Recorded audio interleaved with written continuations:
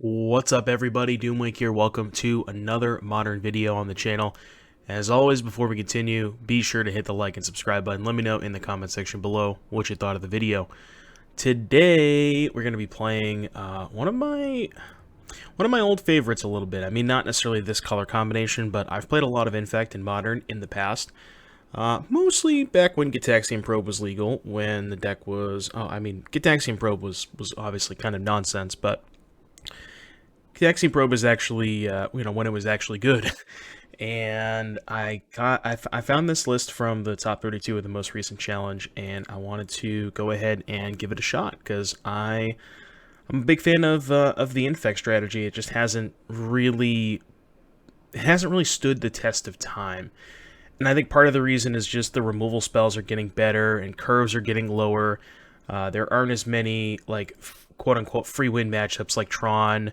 Granted, people still do play Tron, and you will beat Tron if you're playing Infect, but there aren't as many of those free win matchups going around, and I think that's part of the reason is that, decks are becoming more interactive. You're seeing more Lurises, more Channelers, more Ragavans, and that, I think, is not the best for Infect. However, there is a card that is quite strong in the current format, given the current removal suite that everybody is playing, which is mostly Lightning Bolt Unholy Heat, and that card is Phyrexian Crusader, which has protection from red and white.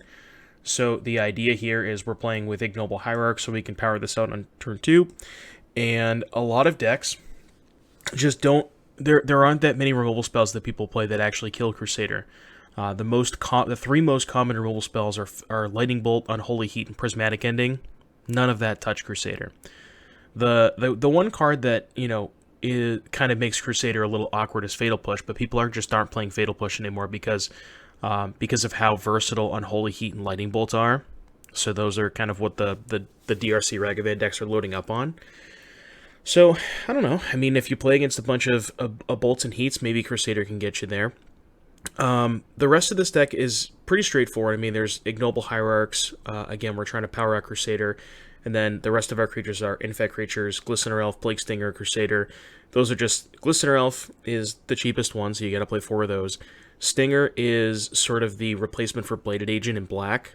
It's obviously not unblockable, like a Bladed Agent is. But Plague Stinger is, for the most part, going to get through. There aren't a ton of flying blockers outside of maybe Murktide Regent. Because if you think of DRC, that usually has to attack, so it's likely that's not going to be able to block Plague Stinger anyways. And then the aforementioned Phyrexian Crusader.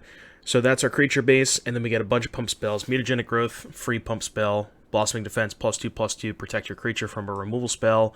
Groundswell, which is one of the weaker ones, but it is still, when it comes up, it is 1 mana for +4/+4, which is, something you're definitely in the market for.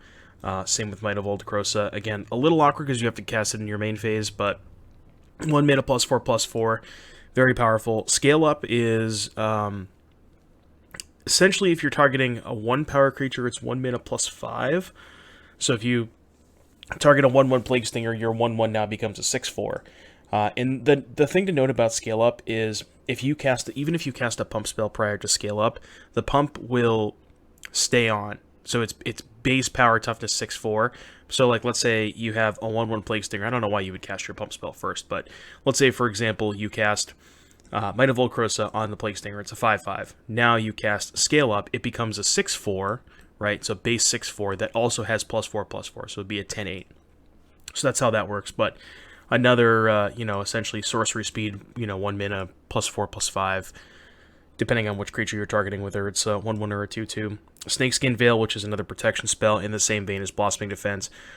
Maybe not quite as good because defense is +2/+2, but the counter on Veil can come up as well.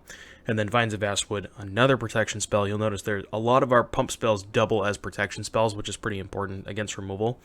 But this one is 2 mana. If you kick it, it's +4/+4. If not, you can just spend 1 mana to essentially counter their removal spell, which is pretty good. And then, as far as the creature base is concerned, we also have some Nexi. I guess it's Nexi. Inkmoth Nexus over here. Creature land, 1 mana becomes a 1/1 Infect with flying, so that's sort of another Infect creature. that we get to play in the mana base, which is pretty cool. And then we got some fetches, some shocks, 4 copies of Nurturing Peeling because this deck cannot afford to flood out. That's why we're playing so many copies. On top of the fact that if you look at our mana, it's like we're essentially a mono green deck, and then we're splashing for a double black card that we need to play on turn 2 or turn 3. So we do need to make sure we have a black-green dual land on turn 1 most of the time if we're trying to cast this on turn 2. So that's why you see 4 copies of Peatland. But again, you just can't afford to flood with this deck. When we get to the sideboard, we got some 4-ofs here. We got Leyline of the Void, which is very important against Living End, Dredge, any other sort of graveyard strategy. 4 copies of Viridian Corruptor. I guess the person who played this deck decided that they wanted the creature over Force of Vigor, but I don't know how much I like that. Like, my initial instinct would be to play Force of Vigor, so hopefully we get to play against Hammer Time and see how these play out. I feel like they would be too slow against Hammer Time, but maybe Hammer Time, maybe that matchup is just a pure race. But if that's the case, then, 3 mana for a 2/2 that shatters something doesn't seem that great. Maybe there's another matchup that I'm not thinking of that's why the Corruptors are in the sideboard. But if we're talking about just Hammer Time, I think I would prefer to have Force of Vigor, but we'll see how it plays out. Shaper Sanctuary, which is really good against removal-heavy decks, which means when your opponent goes to target your creature with a removal spell, you draw a card. So it's, you can't afford to play too many copies because drawing the second one is usually not great. But the first copy has such high upside that it is pretty nice. Break the Ice for Tron, Thoughtseize for, combo decks and things of that nature. Tron and other, I'm sure there's other combo decks that you'd want Thoughtseize against. And then Fatal Push rounding out the sideboard, removal spells for when we need to get a little more interactive, like Death Shadow. And I'm sure I'd bring these in against DRC Ragavan as well. So, that is the deck. I think that covers everything that I wanted to go over, so let's get into some games. I'll see you back here in just a little bit for round number 1. Alright everybody, we are back here for round number 1 of our League with Infect, Black-Green Infect. Let's see what we are up against. Looks like our opponent is a companion. Lurrus of the Dream Den. Well, I got an Elf, I got some Pump Spells, and I got a Crusader, so I'm going to keep it. Sand is not that aggressive, so I kind of hope that they're not playing Hammer Time specifically. Although, if they have a discard spell for Crusader, then that's also not that great for me, so I don't know. This hand's just kind of fine. Not explosive, but just a fine hand. A fine hand. Let's see what they're up to. Burn. Okay, do you want to trade Growth for Goblin Guide? I kind of think oh, they just don't attack. Okay. Well, never mind. I guess we're not going to trade Growth for Goblin Guide then. Let's play Catacombs so we can get a tapped Overgrown Tomb. Do I want to attack?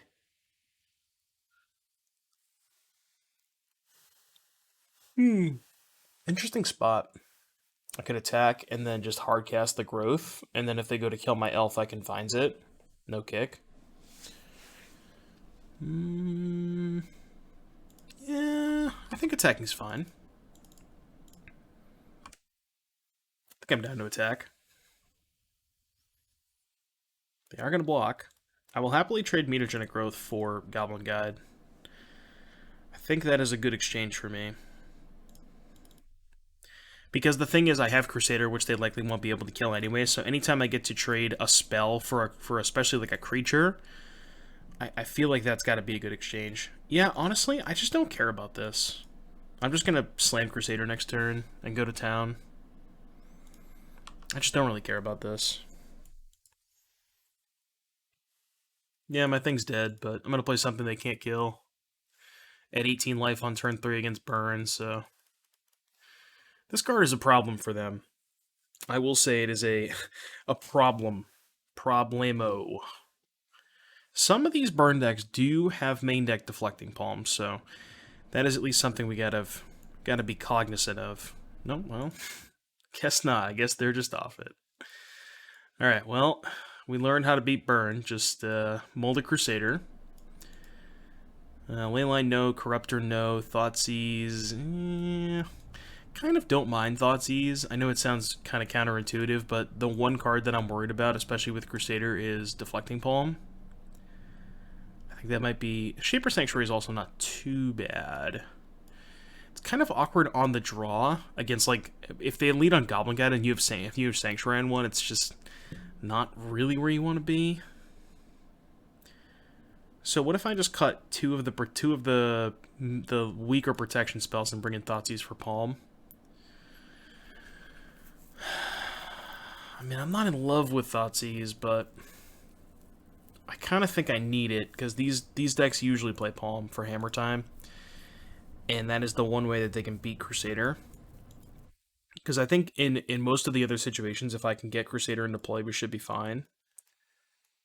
So, like, this hand's really good, but we don't have a Crusader. I have Elf into Stinger, but if they have two removal spells, my hand just kind of goes nowhere. I mean, I still think I have to keep a hand like this, but it's not the best.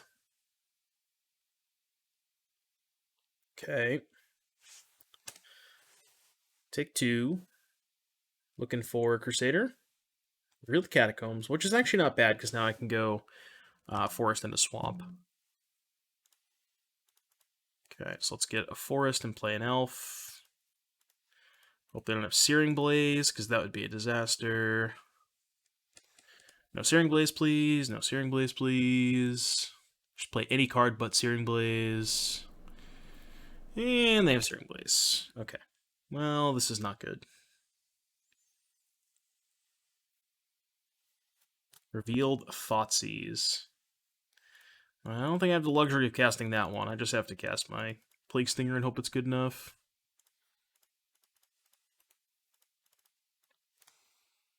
Alright, don't have a second Searing Blaze. Because if they have to spend an actual burn spell on this, it's, you know, not the end of the world. It's obviously not great for us, but... double Searing Blaze, huh? That's gonna be tough to beat. That is gonna be tough to beat. Alright, so we go to 3. I mean, they have 2 cards, so if they have 2 lands and draw 2 more lands, then we're good. That's all. Easy enough, right? Actually, what I probably should have done was just played Glistener Elf. I don't know. It just doesn't matter. I'm dead. I have been defeated. I think what I have to do is block and cast Growth. Yeah, I have to block and cast Growth. And hope they have nothing. Well, I mean, if they have 3 lands, then... Alright, damage. They have Eidolon. Probably have Eidolon, right? Or just literally any spell. Just kill me. Just kill me. Just kill me. Alright, dead. Dead. Alright, we're dead. We did. Game 3. Let's go. At least these games are fast. I still think I want Thoughtseize. You know what? I kind of... Let's just have Fatal Push. Too late. I mean, maybe Fatal Push on the draw is better than Thoughtseize, but on the play, I think I like Thoughtseize more. Because on the play, you can leverage it a little bit better. Crusader, no black mana, huh? Wish I had an Urborg in my hand. I can't keep this, I don't think. I guess we could play Elf on turn 1. Probably have to get Overgrown Tomb. I'm going to keep this and put back Groundswell. I can't go to 5. Sand's like pretty good if we draw lands, but with the Crusader, I think I have to get Overgrown Tomb. Alright, so I think I would rather have them kill this on 1 than play a Goblin Guide. I think that's better for us, but we still need to draw back-to-back lands. Yep. Alright. I think we can afford to maybe miss once, but if we miss one more time, we're definitely dead. Given that they didn't play a creature on 1, I think they gave us 1 turn to miss, but... Oh, never mind. So now we're just screwed. Okay, well... Matchup is not the best, I will say. Matchup is not the best. Infect has always kind of struggled against burn, traditionally. As you could probably imagine, the deck that has a bunch of 1-mana removal spells that double as, ways to mitigate like life total and stuff like that, probably has a good matchup against the deck that has a bunch of 1-mana creatures that are trying to cast sorcery speed pump spells. It doesn't line up that well. Now, obviously you have this card, but that card is expensive and you have to get to it, which we did game 1, but did not have the luxury of doing that in the post-board games. Yeah, maybe I should have mulliganed more aggressively. That's the one thing I think I could have done differently. Probably should have mulliganed. Maybe should have went to 5 this game. But, I mean, I had an elf, and I had a crusader, and I thought that maybe if I drew back-to-back lands... But now the problem is this, right? So now my crusader's not even good enough because they just have it covered on board. So I have to wait till I draw one more land. So I basically have to hope they have Stone Cold Nothing. And I still have to draw an untapped land so I can protect my Crusader. What's this? Luris. Okay. Well, I can maybe beat the Luris. We need to draw a land right now. It's not a land. Crap. Hierarch go. They go EOT, sack this, go to 5, Luris, replay, go to kill this. I go to 3. Play this. They replay this, target this. I might it, go to 2, block here. Yeah, I'm just dead on board if I do that. Yeah, I mean, I'm still not going to play the Crusader into the Spell Bomb. Maybe they'll mess up. I think what I probably have to do is save my Hierarch if they go to kill it, and then try to just like save my Hierarch just so I can chump block the Swift Spear. Okay, alright, well, I've seen enough. Yeah, that's not the best magic. It's funny because their draw was actually kind of bad, but this just like, well, obviously two things that game. One, they had this, which meant that we couldn't play Crusader on curve, and two, I also kept the one-lander, so that's kind of why we lost this game. But yeah, I don't know, tough matchup for Infect. 0-1. I'll see you back here in just a little bit for round number 2. All right, YouTube, round 2. Let's go. Let's see if we can get a dub with Infect. All right. Yeah, this hand's okay. We're gonna lead on Hierarch. Usually you want to lead on Hierarch with these hands. Just in a general sense, you almost always want to lead on Hierarch when you're playing Infect. Because it just opens up more possibilities. So you can go like Elf on 2 and protect it or something like that. You don't want to expose your Elf. You'd rather expose the Hierarch. Like in this situation, if I draw another green source, even if they kill my Hierarch, and I draw a green source, I can go Elf with some amount of protection up. Oh, okay, so we get the bye. I guess they could be playing Etron. Etron is rough. Etron is rough because they play Chalice. I'm just going to play 2 creatures here, I think. Yeah, I think it's better to play 2 creatures, because I think that ends up being a little bit better if they Chalice me. Just getting the additional creature in play, because then I can start attacking for 3 if they do have Chalice. Ooh, they are Etron. Alright, no Chalice, no Chalice, no Chalice, no Chalice, no Chalice. Pray with me, no Chalice, no Chalice, no Chalice, no Chalice. No Chalice, please. They don't have Chalice. Cool. They can have Dismember.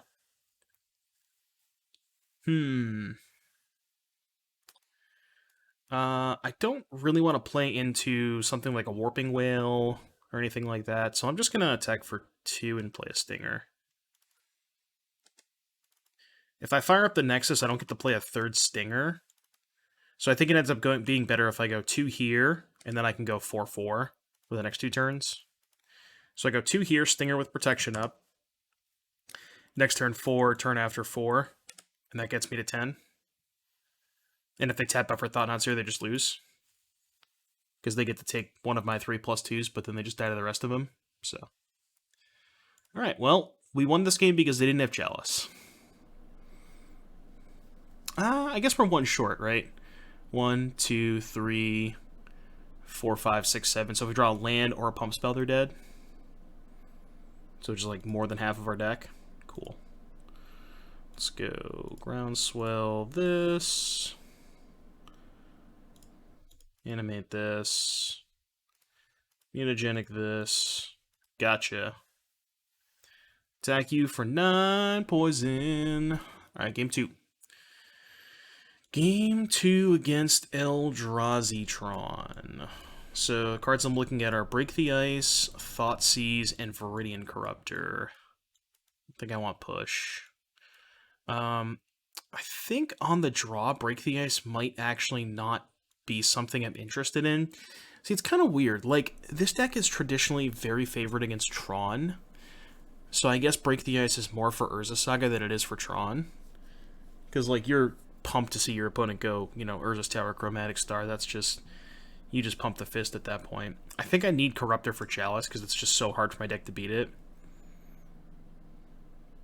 I think this might be a matchup I don't want Crusader, because all of their creatures are colorless, and their removal spells are colorless and or black, like Dismember and Spatial Contortion. So I think Crusader's just not offering me that much, so I think that's a good swap for Corruptor. That makes a lot of sense for me. And then trim some of the protection for Thoughtseize, like the weakest protection, which is Snakeskin Veil. Yeah, let's do that.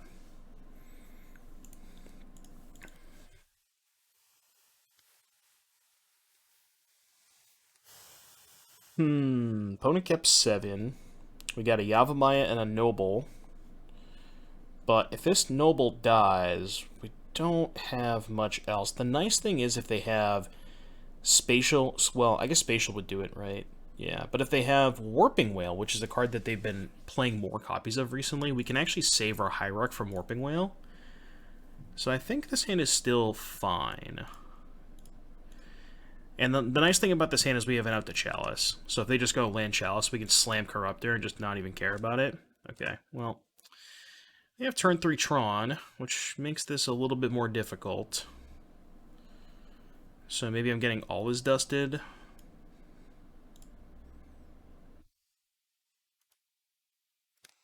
I think I'm going to just go Hierarch Nexus. Because, like, if I play the Corruptor, they're just going to pop this, and then I can't hold up protection. So I kind of want to just go Hierarch Nexus, potentially protect my things, and then next turn we can go land, animate, have 2 mana available. If we draw a land, we can actually go Vines plus Defense plus Growth, and that's 8, 9, 10, 11. So this line is lethal if we draw a land. And I can even use protection to save the Hierarch. And not mess up my my lethal line. Now that's what I was worried about. But I don't think there's much I can do about that. I guess I could have not played the second Hierarch, but... It just kind of is what it is. We got 5 cards. Alright, Elf, go. I don't know how many of these they play, but... It's just like, what's my best play against Always Dust? If I play Corruptor, it's still bad. I guess if I play Corruptor, I can then follow up with the Hierarch. But saving the Corruptor is a lot better if they have Chalice, because now I can just...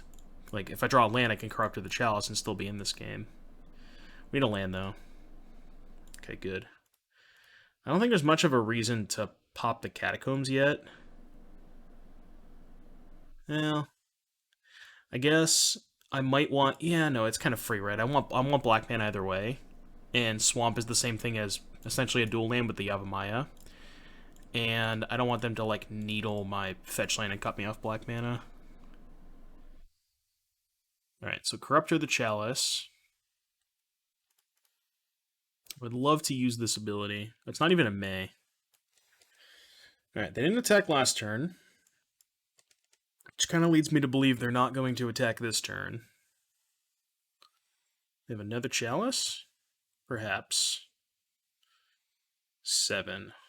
2 Always Dust? Jesus Christ. Alright, well. Good beats, I guess. Could still win this game. A lot of Always Dust. Okay. So... Let's go land. Animate. I'm going to cast something this turn. I'm just trying to figure out what. Because I want to use some mana this turn to be able to free up some mana next turn. Let's just lead Blossoming Defense, because that might bait some action from them.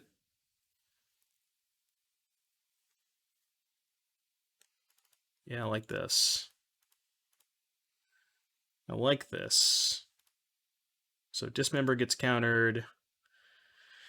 And this is 5. Do we want to make it 7? Just in case they draw a Chalice? Yeah, I think that's worth it. Because if I don't use the growth, I can't. I just get blown up by a Chalice, because then I can't use it. Obviously, the growth is free next turn anyways, but specifically versus Chalice, it's a little bit better. Is this a Smasher to put me to 2?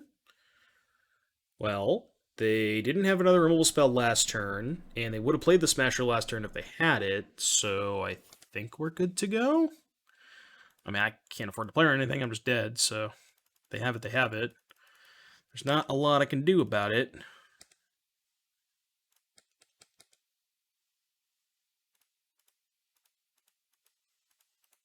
Show me.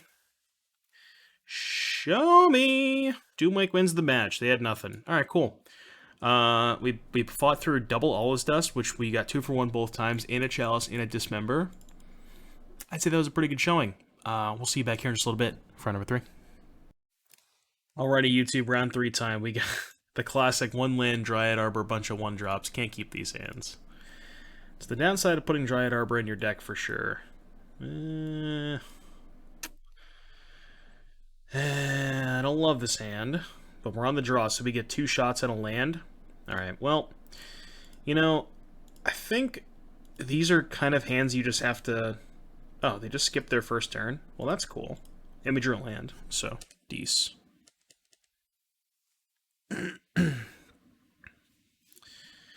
I'm down with them skipping their first turn. I accept. 6, 7, 8. It is kind of awkward. Oh, I guess we can just put them to 9 poison and they have 2 attackers next turn. Yeah, that's good, right? Because I don't have double green to kill them. But I think getting to use the... Oh, no, this is 8. What am I... I'm stupid. I can't math. Whatever, I think this play is still good. This puts them to 8, and then we have 2 attackers here. I think this is fine. For some reason, I thought that would put them to 9, but I still think this play is good. You want to use scale up while they don't have access to something. Like now, I just make them burn their mana. Yeah, let's go play this. Make sure I tap the right one. Animate, and then attack for 2. If they have something, I can just cast a Blossoming Defense. So, yeah, this was definitely the right line. White-blue, Snapcaster Mage, Blossoming Defense, my Ink Moth. Okay. Game number 2. Well, that was easy. Makes it easier when they skip their first turn, huh? Alright, so against blue-white control... I actually think Shaper Sanctuary is not the best, because I think a lot of their interaction is on the stack, like with Archmage's Charm, Counterspell, Cryptic Command, that kind of stuff. Sanctuary is not the best against that, and they also have Prismatic Ending to just kill it for 1 mana. So it's not like they have... It's not like they're short on answers to it. I think I just want Thoughtseize. Same thing as last time. I think I'm just going to trim on the weakest protection spell. I'll go with that. I want to keep all my threats against Verdict. Also, Snake's going to be a lot worse against Teferi. Alright, maybe let's skip their first turn again. Can only hope. 5-land Hierarch Pump Spell. Don't think I can keep this. This hand's also missing a creature. We do have Thoughtseize. No, I'm going to go to 5. Okay, this is definitely the best hand of the bunch. Put back Arbor and probably Mutagenic Growth. Yeah, that makes the most sense. Lead on Hierarch into Stinger. Hope we can get some stuff going there. My left title doesn't matter, so I can just lean on that.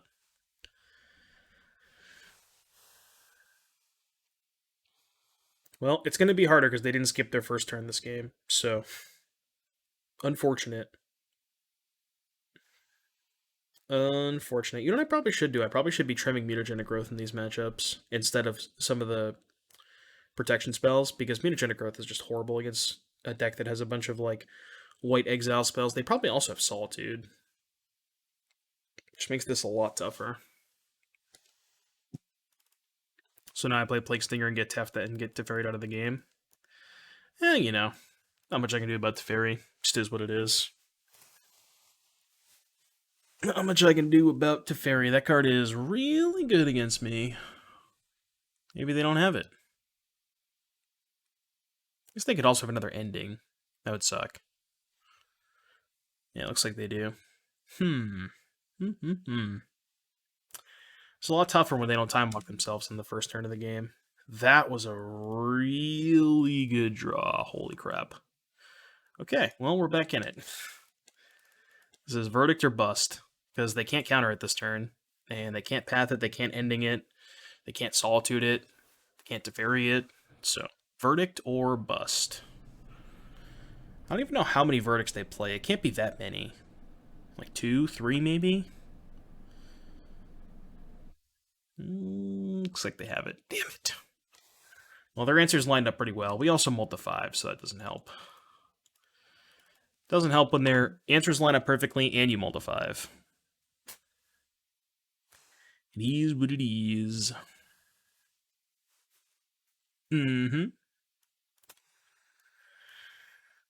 Probably not going to be playing this game for much longer, let me tell you. I mean, it's a good draw, but I don't think it's good enough. Maybe good enough. Doubt it, but maybe.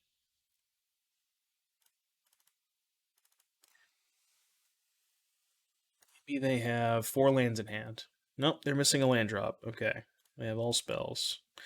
I mean, I can't really do much about this Teferi, so I just have to go for my stuff and hope they somehow don't have it. Like, with this Teferi in play, I don't think I can afford to not cast spells. Because I don't plan on killing the Teferi. Maybe my best play is to just, like, attack the Teferi before I do anything. Yeah, you win. Okay. I've seen enough. Game 3.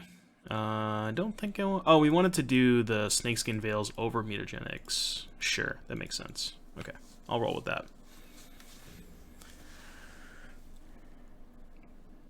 These decks sometimes have Chalice too, but I don't know that I can afford to bring in Corruptor for Chalice. Maybe I want 2 Corruptors and just cut all the growths. And just have max creatures on the play. Yeah, let's try that. Because Growth A is really bad against them. They don't have that much damage-based removal. I mean, they have Fire Ice, but... and you also don't want to be stone cold to Chalice, you know? Because these blue-white decks usually have Chalice. Maybe a Scale Up is worse than Growth. Nah, I like Scale Up. Especially in the play, I like Scale Up a lot more.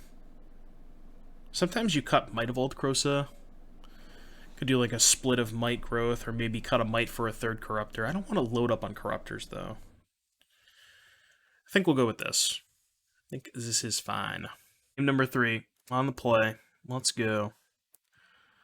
Got a Hierarch and a Plague Stinger. Well, I guess we just have to hope they don't have double ending. They've done a good job of having double ending last game. So let's hope they don't have it this game. No double ending, please. Please and thank you. Looks like they have the first one, which I would expect, so long as we can dodge the second one.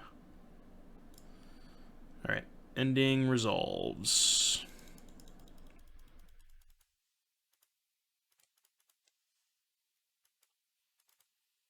About a Stinger. How about a Stinger? Maybe I'm supposed to wait until turn 3 to play it. The problem with waiting a turn is if they just go land go, they just have counterspell. And if you're running the numbers and you're like saying to yourself, okay, well they play 4 endings, 4 counterspells, they've already used an ending. So they're less likely to have an ending on turn 2, and they're more likely to have a counterspell. So if I wait a turn to play the Plague Stinger and they just have counterspell, then it's just a lot worse for me. So I think doing it this way is better. And also we could just draw Scale Up and potentially just have them beat. Well, they could just counter the Scale Up, I guess, but... Alright, no second ending, please. Well, that's bad. Oh, Chalice. I guess that's also kind of... Oh. Okay, I was going to say that's bad, but no longer bad. Alright, attack for 1. Now we have 2 threats. We can't get Wrath next turn because they only have 2 lands. So we're doing okay. If they play Teferi and bounce Corruptor... 1, 2, 3, 4, 5, 6, 7, 8. We either draw a plus just any pump spell to kill them.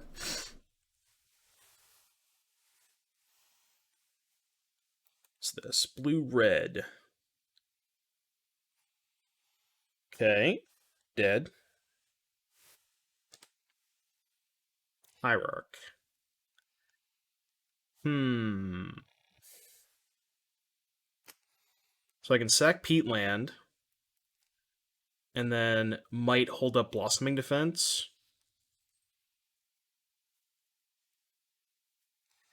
These decks don't usually play Path because they have Chalice, so I don't think I need to play around Path to Exile. The nice thing about popping Peatland is if I draw a Scale Up, I'm just going to go for it if I draw a Scale Up, so I'm just going to crack this. And I don't want to necessarily play the Hierarch into a Verdict anyways. Okay, so now we can just go Might of Old Krosa. They're not going to blink. I think it's just 5.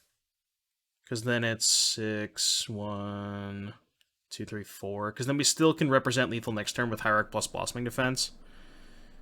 Yeah, I think that makes sense. I mean, I could play the Hierarch, but if I play the Hierarch and get Verdicted... Well, I guess if I play the Hierarch and get Verdicted, then I just can just follow up with Crusader. So maybe that's actually fine if I get Verdicted. I actually like incentivize the Verdict, and again, I don't think I would ever play around Path to Exile out of a Chalice the Void deck, so I think this is fine. So they go to 7. And now, again, even if they Verdict me, it's not bad because I have a really good follow-up. They currently can't cast Verdict. They have another Fire Ice. Fire Ice plus Counterspell would be bad. Which it looks like that's what they have. Yeah, that sucks. That is unfortunate. Although, I don't know if holding the Hierarch really changes that much. Wow, they didn't have Counterspell? Well, this is good for me. Okay. No white mana?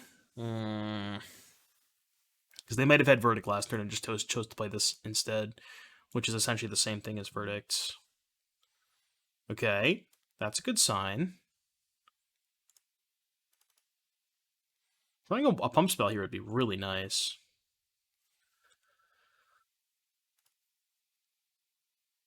What's this? White, blue. They're going to ice it. Alright, Snakeskin Veil. So they need to have 2 counterspells here.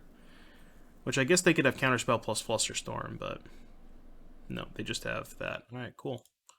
Well, we won this game. That's cool. That was an interesting game, for sure. I think the turn that I cast the Hierarch, I'm really not sure if I was supposed to or not into the Fire Ice, but that was a sweet game, nonetheless. I obviously got very lucky and drew the Corruptor that one turn they played Chalice, and I only had 2 of them, so yeah, I got super lucky this game, and then also ripped the Crusader, which was a really good follow-up to the Fire Ice, and they just never drew counterspells, so it was good. It was good. All right, attack you.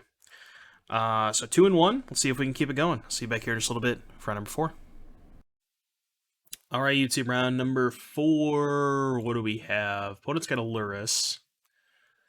And we have... I was going to say we don't have a threat, but we do have a Nexus. So best case scenario is probably Nexus on 1, Peatland on 2. I think we can do better. I'm going to ship it. Okay. I would say this is better. I'm just trying to think of what I want to put back.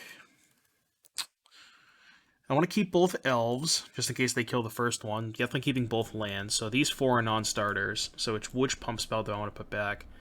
On a mulligan, probably Groundswell is the worst. So let's put that one back. Generally speaking, on a mulligan, Groundswell is usually your worst pump spell. Are they playing Mill? I don't know if Mill's a good matchup. I feel like it probably is, if they're playing Mill and not some kind of, like, Grixis deck, but... Okay, tapped Watery Grave. I mean, I guess our curve is embarrassingly low for Tashes. So I guess there is that. Black. Fatal Push. Okay. This could also be like the Thing in the Ice deck. Thing in the Ice control. I was going to say, green source would have been nice, so I could go Elf with Protection up, but... We'll take this. Okay, your turn. Maybe they'll just cast Tashes and die.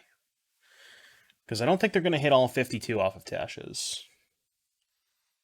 Drown in the Lock. Well, that sucks. Alright, dead. Need to find a land here. Land, please. On a land. Alright, attack for 1. Attack for 1.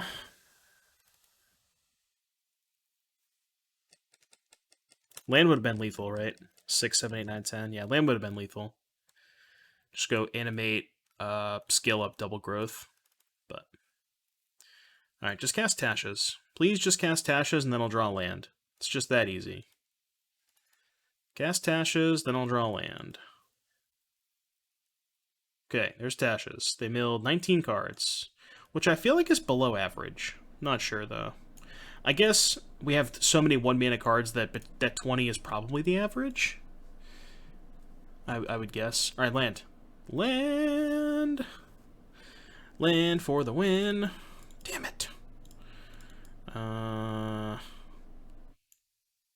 Yeah, alright. Won ya.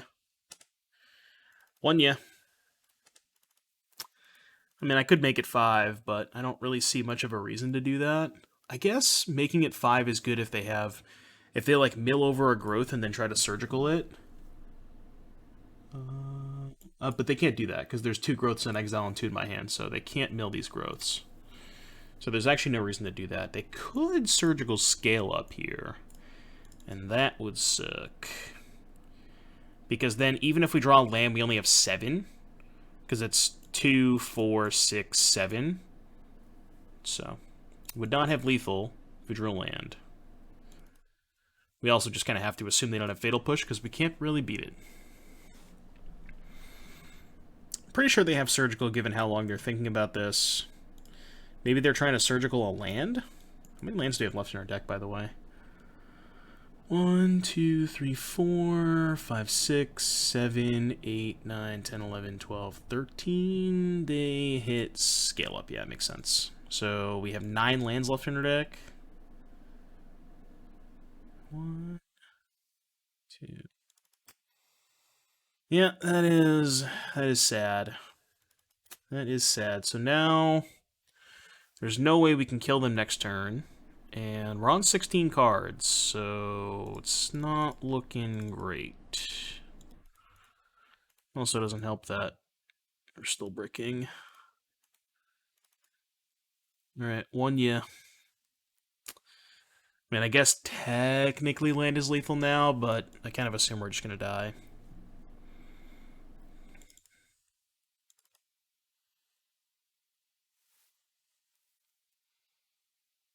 Okay, Cycle Visions. I'm down with that.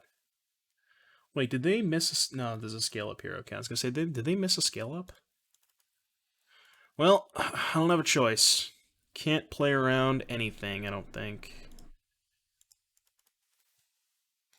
Let's attack.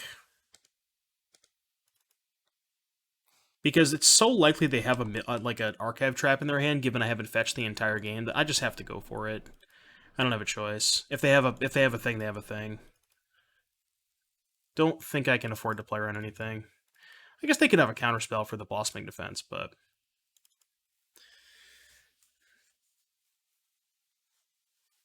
Alright, they had Drown. Tilt. Alright, we're dead. Not gonna waste any more time. I think I just have to go for it, given how likely it is they have an archive trap. Okay, what are we doing here? That was just an unfortunate game. Land at almost any point was going to be lethal. It's kind of sad. Probably Thoughtseize. I think that's it. Maybe Shaper Sanctuary, but I'd kind of rather just be more aggressive. I'm just gonna cut Snakeskin Veil. Same thing I've been doing. Actually, Crusader's kind of bad against them, right? Because their removal's all push and drown. So, do I want Corruptor? Maybe I want Push, because Push kills crabs. What if I just did this? Yeah, I like this. This looks good. Alright, YouTube, back here for game number 2, round number 4. Down a game to Mill. Got pretty unlucky game number 1. Yeah, this hand's a little weak to Fatal Push, but I think I should keep it. It's kind of close.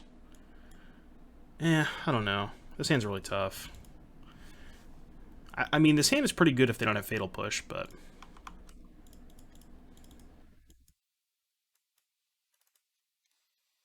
maybe I should be mulling this. We're gonna get trapped. Did not get trapped. Cool. Alright, just play a crab. Don't play a push. Just play a crab. If they play a crab and I draw a land, I'm gonna go Stinger, hold up Vines. I'm not gonna play the second Hierarch. Alright, that's good. No push. Like to see that. That is acceptable. Perfect. Definitely not gonna play the Hierarch. Just gonna hold up Vines. Now we're looking pretty good this game. Yeah, you get a crab. That's fine. Crabs cannot block stingers. Kind of like cowards can't block warriors.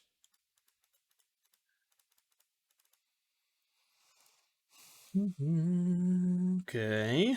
They milled over a bunch of stuff that isn't in my hand, but they get 6 more looks if they have a surgical. They did mill over a Vines. That kind of sucks. What's this? What is this? Are they going to main phase this Fatal? Oh, okay, that's why. That's why. So they're dead. 6, 7, 8. No, it's only 9. So we need to draw one more pump spell. Any pump spell. That is not a pump spell. So I can pop the Peatland. And then it would be 6, 7. Yeah, any pump spell would do it. Well, not a second scale up, but I think I should pop the Peatland. Try and get this game over with. Well, this is not good, because they likely have a removal spell. So it's 8, but I only had 9. The Hierarch would have also been lethal, funnily enough, because I could have just played 3 more Hierarchs, but not the Hierarch off of the Peatland. That was not lethal. So we need them to not have a removal spell, which is very unlikely, and we're probably not going to be in a good spot. So, yeah.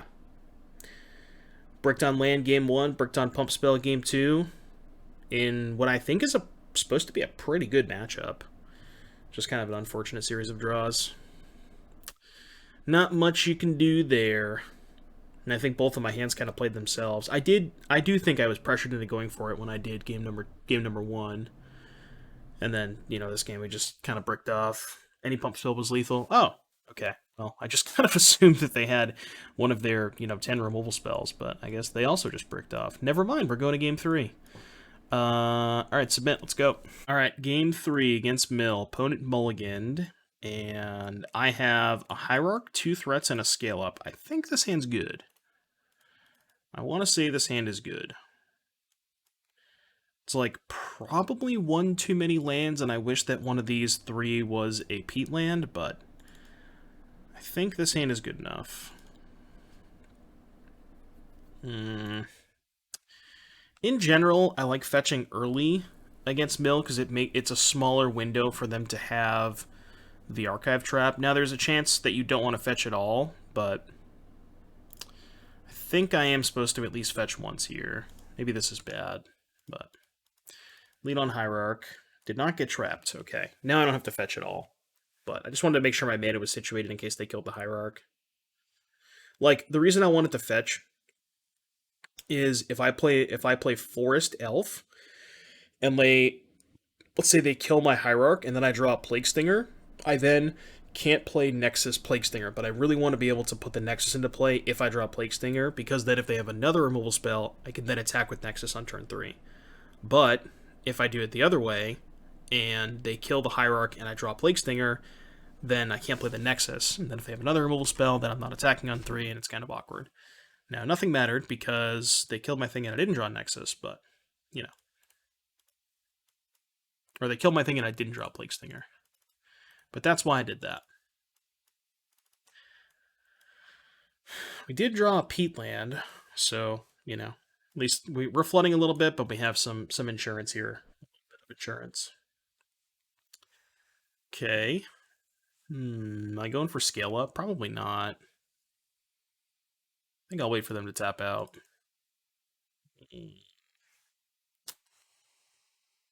This stinks. Well, I haven't drawn a spell yet.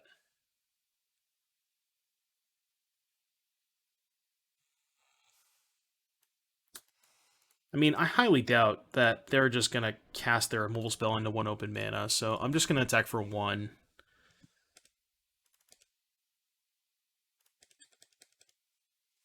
Yeah, there's no way they're going to cast their removal spell into 1 open mana, so we'll just pass. I guess they could EOT it, but... Okay, sure. That is fine.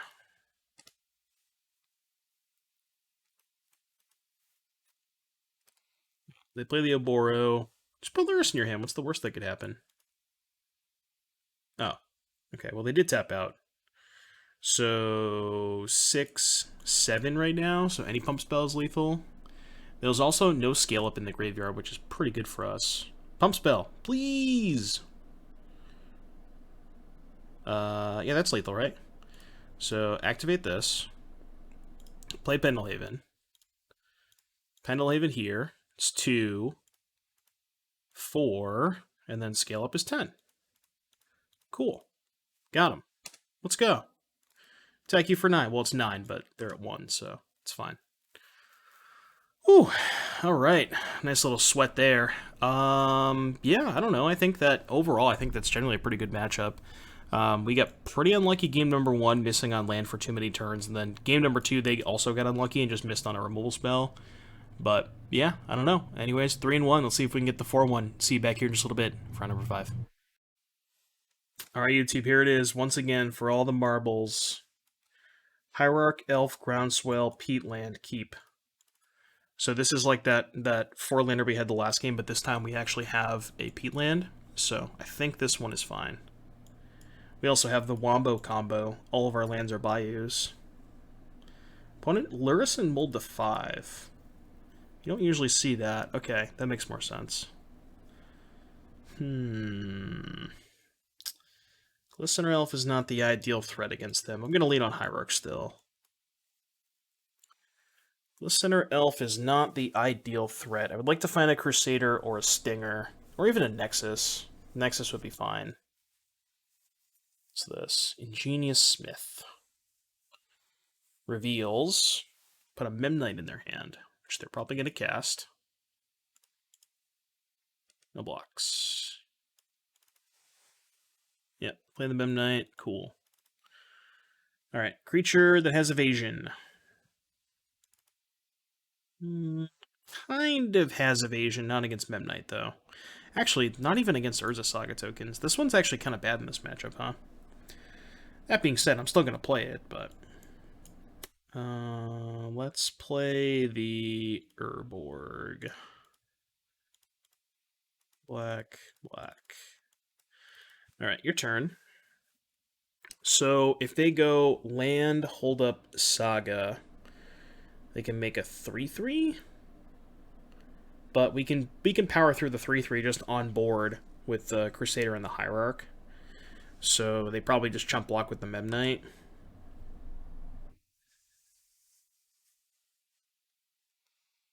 Three, four, five, six, 7. I mean, I can't imagine they wouldn't chump block here, right?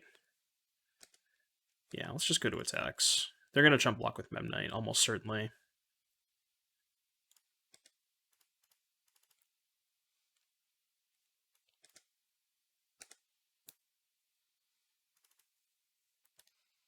Yeah, we'll go to damage. That's why I didn't pop the peatland first. Because I knew that they were so likely to chump block with Memnite there. We'll just play 2 elves and pass. End of turn, crack the peatland. It does kind of suck that we don't have any way to get through like these chump blocking construct tokens. That is a little unfortunate.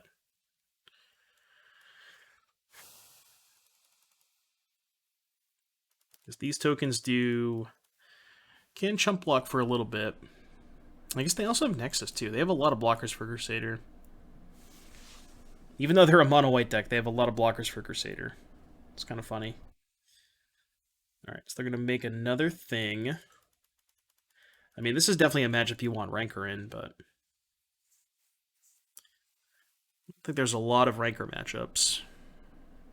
Yeah, maybe there is. Maybe it's time to go back to Rancor. Is it Rancor or Rancor? Rancor kind of rolls off the tongue better. Alright, they got a hammer. It's hammer time.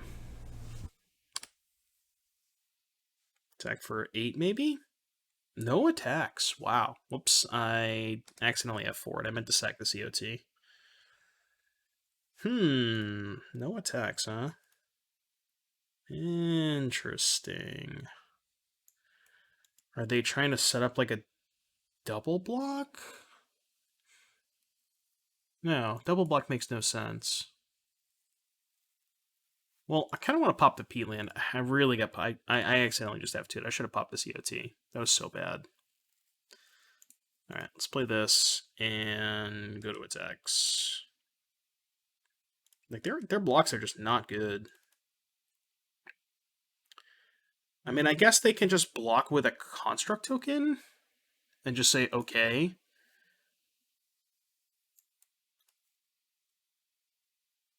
And then just leave it as a 1/1. Yeah. I'm not going to groundswell. I'm just going to let this happen. They do get to keep a 1/1, which is a little annoying, but I'm just going to play another Crusader. All right, your turn. Double Crusader. So we got some decent blocks. I mean, we are dead if they have... No, we're not dead. We're not dead to much. They also didn't play a land last turn. I wonder why they didn't attack with Smith last turn. It's not like they can block the Crusader with it. I don't know.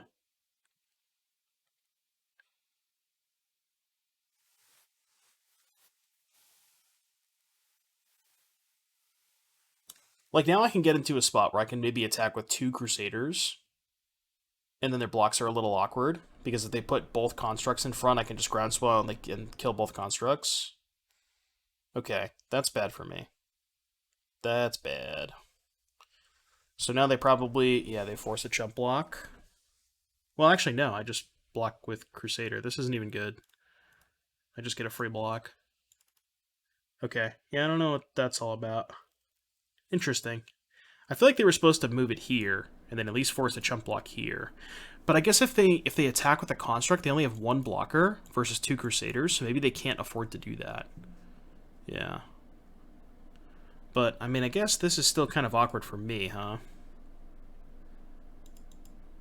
Okay, we drew a Plague Stinger, which is not bad, but they do have a Nexus to block. So we have to kind of think about how this plays out. If I attack with both Crusaders, they block with both constructs. One of my Crusaders, so I basically trade a Crusader for a construct, because the smaller one would die, and then I would lose my Crusader to the bigger one. So then they would have 1, 2, 3, 4 artifacts. And then they would have a 4/4 construct with 2 counters on it, even if they move the hammer. This is awkward. Very, very awkward. I don't think my attacks are good. Like, is trading a Crusader for a construct good? Maybe? Because then it means they only have 1 construct left over. No, because then I don't have any Crusaders back to block their white creatures. So maybe it's just Stinger, Elf, and try to somehow make a lethal swarm attack? I don't really know. I'm going to hold the land in hand for groundswell purposes, but I'm just not going to attack this turn. It's a weird game. Very strange game. I don't think my attacks are good, though. But yeah, I think my plan is to, like, somehow... Oh, you know what I should have done? I should have maybe tapped the Hierarch and left up the fetch if I wanted to groundswell on their turn, but I kind of want to just chump block with the Hierarch if they attack with the Construct. But basically, we're just, like, kind of sitting here, hoping they don't eventually find a Stoneforge or a Shadow Spear. Because once they give this thing trample, it's going to be tough. Obviously, their life total doesn't matter, but it's the trample that matters.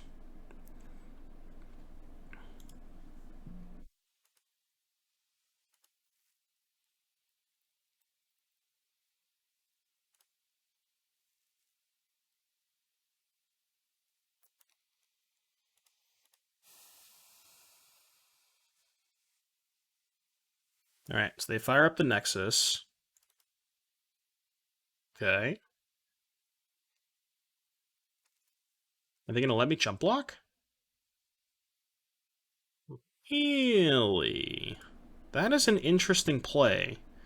Because now if they move the hammer, their Nexus dies. Yeah, because they don't have a Sigarda's Aid. They can't play the ham. They can't play Shadow Spear at instant speed. Am I missing something? I don't think so. Okay. So I basically just traded a Glycerin Elf for an Inkmoth Nexus? That's a good trade for me. Yeah, because now if they move the hammer, the Nexus dies, and I have a Plague Stinger that can actually attack, and they have no blockers for it. That feels like a really good exchange for me. Maybe they just messed up. Maybe they forgot the Nexus was going to die?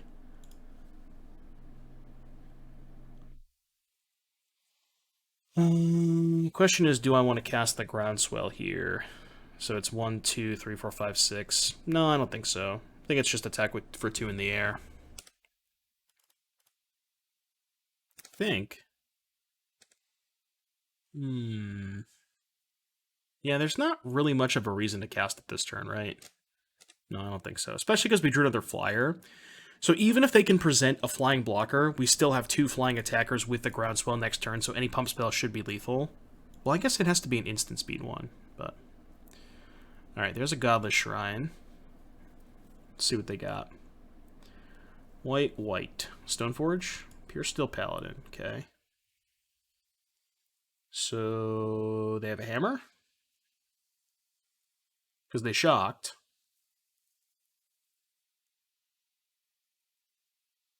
This has been such a weird game.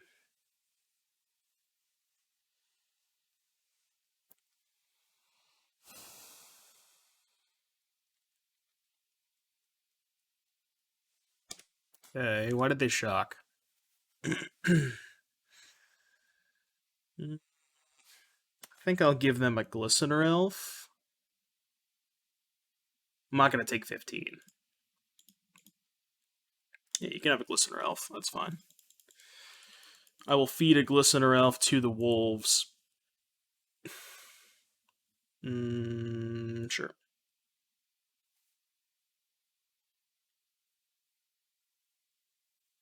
So, pump spell?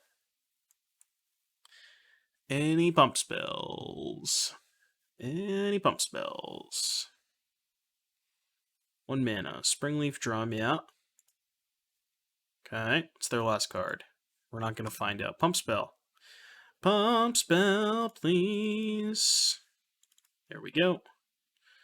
I think it matters. Fire up the Nexus. Go to attacks. I don't know why I'm attacking with both. I don't know. I don't think it matters. Groundswell here. Can even pay the 1, right? Yeah, I got enough mana. And then kick Groundswell. Or kick Vines. I'll pay the 1. Why not? I guess Mana Tithe was a reason to not pay the 1. Oh my god, if I get Mana Tithe out of this game, that would not be good.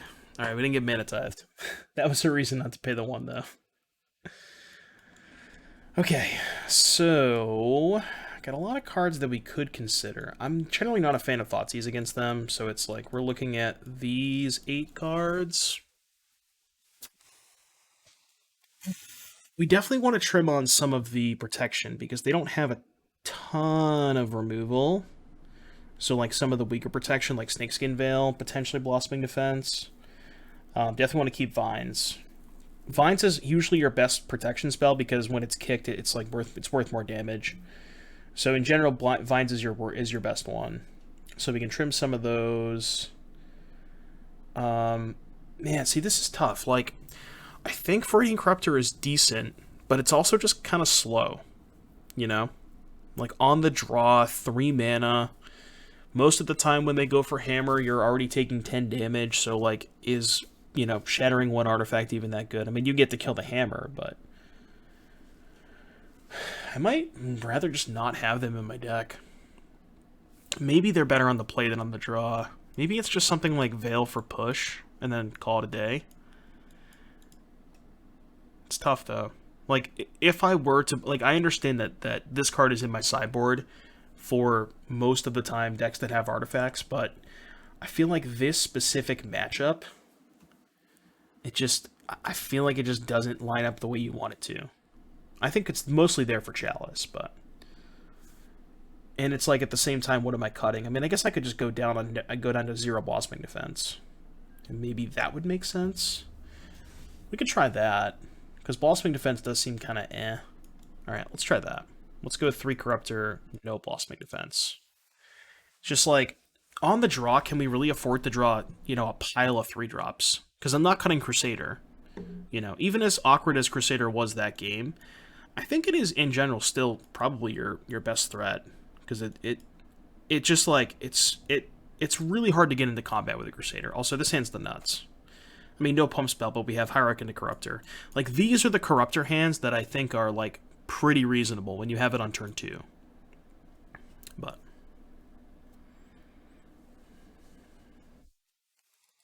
what do they got? They got a Sentinel. Maybe a Sigarda's Aid. We got a Drum. Drum roll, please. Get it? Am I fetching, or am I not fetching? I kind of want to thin my deck a little bit.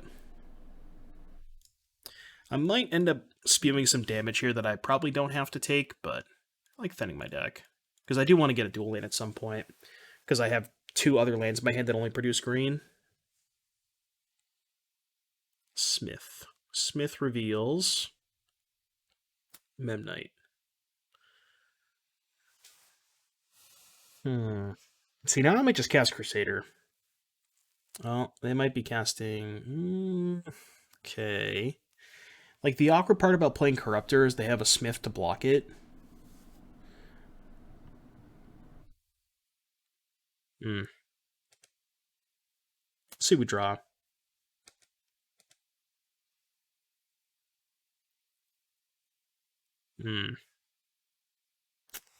That's interesting.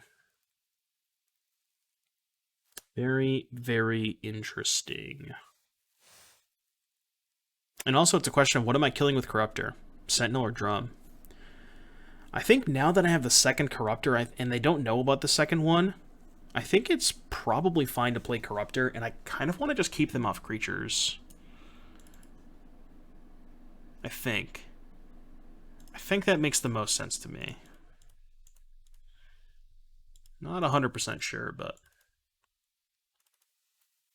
See, this is what's awkward about Corruptor, is like... It trades with, or it kills a piece of cardboard, or I guess digital cardboard, that is like, may or may not even be that meaningful in the texture of the game, and also just gets so easily stonewalled by Saga tokens and Big Smiths, and I don't know, it's kind of why I'm not a huge fan of Corruptor in this matchup. It feels weird to not bring it in, but I don't think it's, like, completely unreasonable. Solaris? Okay. Well, I can maybe beat Aluris. Nexus, huh? Nexus, huh? Okay, let's,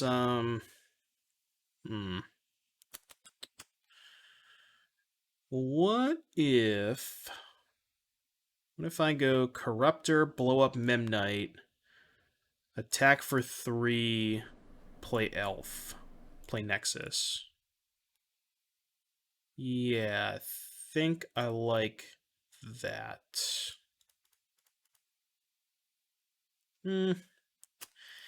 Maybe, now that I think about it, maybe it's actually better to get the Crusader into play this turn. Because if we attack first, maybe they don't block. Maybe they just take 3. We can go Crusader Elf. Next turn we can Corruptor, the one blocker they have for... Yeah, I actually think that's probably better. Because also, Corruptoring a Memnite, just, this doesn't even matter, you know? They might just chump block anyways, but... I would not be surprised if they did, but... Like, now that we're playing the Crusader, they can't attack, right? They can't attack with this into the Crusader. So they're more incentivized to now go Lurrus plus Memnite, and then we can potentially get an attack in with the Crusader if they do that, because we can kill their blocker. So I feel like this is better. And also, again, it's just... Memnite is most of the time just kind of a meaningless piece of cardboard, so killing it doesn't really matter that much. I feel like we're in a decent spot. Could be better, could be worse, but I feel like we're in an okay spot.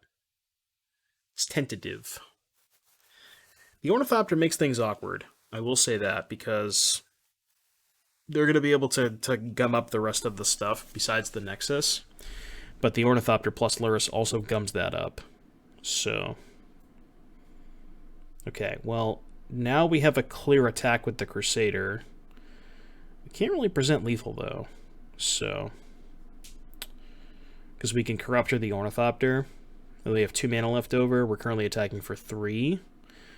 So even a scale-up would not be lethal. Might of Old Crotia.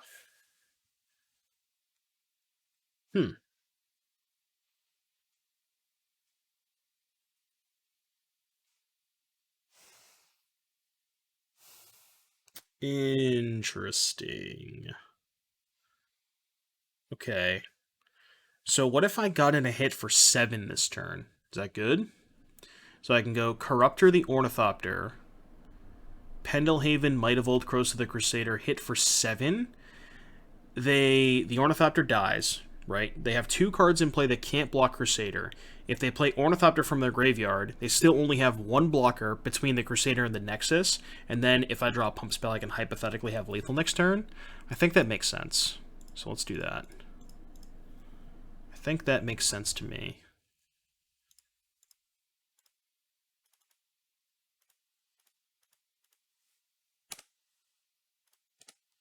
Alright, so 7, they go to 7. And then again, we have the Crusader and the Nexus to attack next turn. The Pendelhaven too. So if they play Ornithopter and they have no other blockers for the Crusader and the Nexus, we can even just Pendelhaven the Nexus to guaranteed get at least 2 in. Alright, there's a Paladin. Do they have a hammer? Seems like they do. What's this? No? They're thinking about it. Seems like they have a hammer. 2 mana. No, 1 mana. What are you doing? Okay. Hammer? No hammer. Okay. Do I block 5? Yeah, I think these Corruptors are, like, they're not going to get through. They have enough blockers. Well, maybe the Corruptors trading for Paladins is better. So, like, let's assume I don't draw a Pump Spell for lethal, right? Because obviously if I draw a Pump Spell, I just pump the unblocked one. If I don't draw a Pump Spell, we go Tap Forest, Animate Nexus, Shove with everything. Their blocks are Thopter here, Paladin, Paladin here, here, because these are forced blocks, because the one unblocked creature is still lethal with the Pendelhaven. So, best case scenario, they trade for these 2. Next turn, they tap 2 planes, play Paladin. I still have a blocker back for the Smith next turn, too. I'm at 9. They find a hammer. They hammer. I can just block whatever they hammer. Yeah, I think that's actually good. I think taking this is good. Now, obviously, it just doesn't matter if we draw a Pump Spell, but just trying to play through the scenarios where we don't draw a Pump Spell. Okay, well, nothing mattered. Alright, combat. I guess they could have Path. Not playing around Path, but... Not playing around Path. Because I'm pretty sure they would have Path last turn, right? Alright. Cast. Oh, no, I tapped the wrong land if they had Path. This is worse. Oh, it didn't matter. Okay.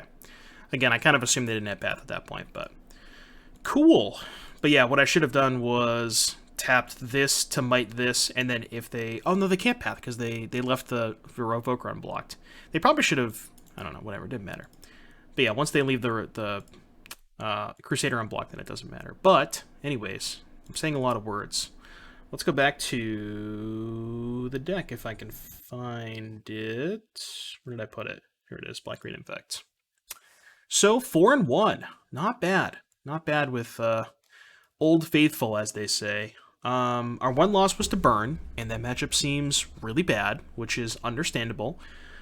But everything else felt pretty good. I don't know. This might be a fine choice if you enjoy the Infect mechanic, as I know a lot of you do.